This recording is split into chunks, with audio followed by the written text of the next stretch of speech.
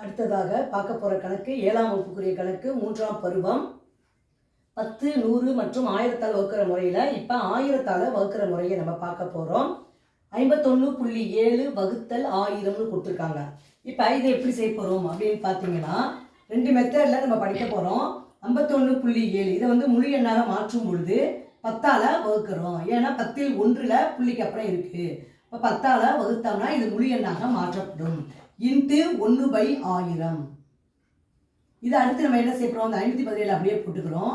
Divided by 1 போட்டுட்டு 4 பூஜ்ஜியத்தை போட்டுக்கிறோம். 1 2 3 4. இப்போ எளிய முறையில் இதுக்குரிய ஆன்சர் எப்படி எழுதலாம்? எத்தனை 4 பூஜ்ஜியம் இருக்குது, இங்கே 3 நம்பர் தான் இருக்குது. அப்போ நம்ம என்ன செய்யணும், புள்ளிக்கு அப்புறம் ஒரு பூஜ்ஜியத்தை சேர்த்துக்கிறோம். 5 1 7. இங்கே ஒரு பூஜ்ஜியத்தை போட்டுக்கிறோம். அப்போ கணக்கு ஆன்சர் என்ன வருது, 0.0517. 3 4 பூஜ்ஜியம் இருக்குது, இங்கே இருக்கிறது 3 நம்பர் தான் இருக்குது. அப்போ இன்னொரு பூஜ்ஜியத்தை இங்கே சேர்த்து இதை மாதிரி போடணும். இன்னொரு மெத்தடில் போடுறோம் அப்படின்னா 51.7 டிவைடட் பை 1000. இதை எப்படி பண்ணலாம் அப்படின்னா 3 பூஜ்ஜியம் இருக்குது. அப்போ புள்ளியை என்ன பண்ண போகிறோம், 3 நம்பருக்கும் அப்புறம் புள்ளி வைக்க போகிறோம்.